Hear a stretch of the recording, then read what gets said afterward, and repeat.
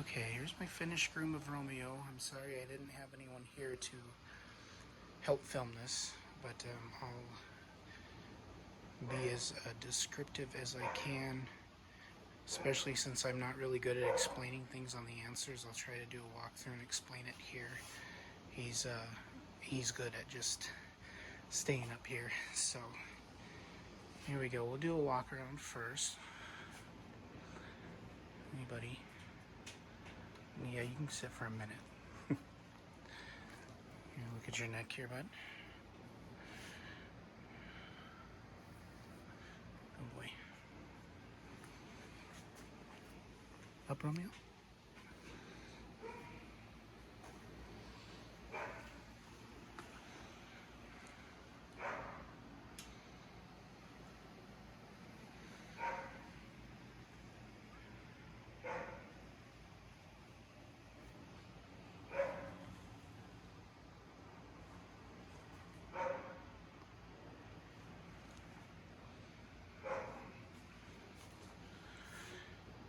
Okay, so I did we'll start on his face here, 15, and then I did a 15 down the side of the neck, right before that bone starts there. There's a nice little V here. Romeo, if you can straighten out for me. There we go. And then on his face, I trimmed with scissors here to separate the top knot from the ears. So he's got a nice line there on both sides, going around like that. And I got a good shot of the feet already, but the feet are, can you lift, buddy? Sorry, the sun coming through the window is a little rough on the picture quality here. But the feet were trimmed with a 15 blade, just like the face.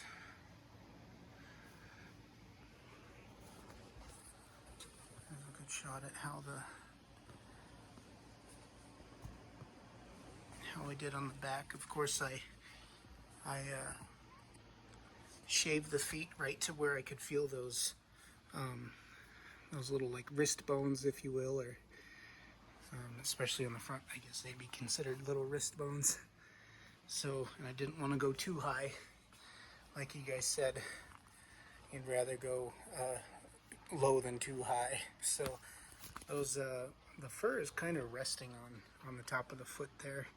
And the owners will probably like this because they don't normally like shaved feet, so I didn't expose a lot of foot. They're just, and then you know, I used curved shears to get a bit of a bevel around here on those.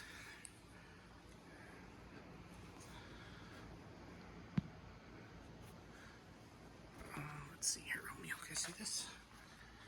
Here's a shot of the front foot. And back view of it.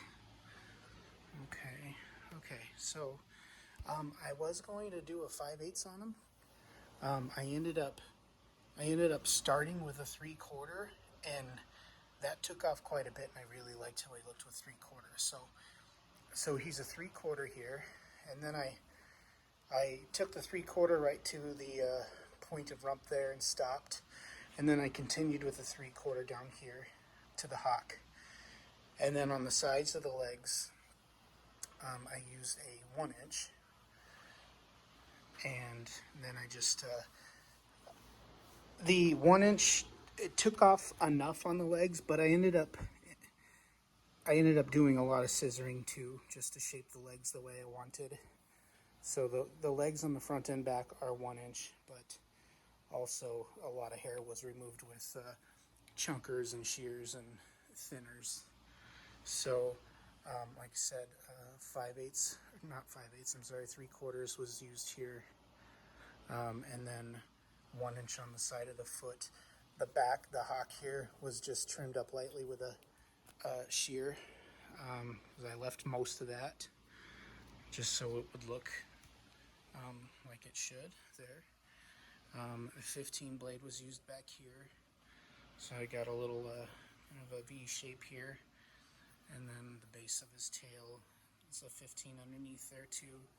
And again, this is quite a bit long, but that's kind of how he came in, so I just decided to stick with it. Otherwise, it would look like some sort of weird palm tree or something. So this is what I was left with. He tends to have his tail down like that, so I did what I could to make his poof ball look nice when it's like this, because he seems to be like that most of the time, even when he was outside. And then even when it's lifted up, you know, you got a pretty good poof ball still too. So it kind of works both ways, and that's what I was going for, trying to make it look as good as possible. He's got such a curve. He's got a bent tail at the end there, so it was kind of difficult to work with. I don't know if that's typical for poodles. This is my first poodle. So I'll take a look at this side. So, like I said, 3/4 was here, 3/4 on the side, or 3/4 below the point of rump. At the point of rump afterwards, I just used shears to kind of shape it the way I thought looks best. So, and to blend, you know, kind of connect the rump and above the hock here, this area on the thigh. So that's that. And then on the sides again was 3/4.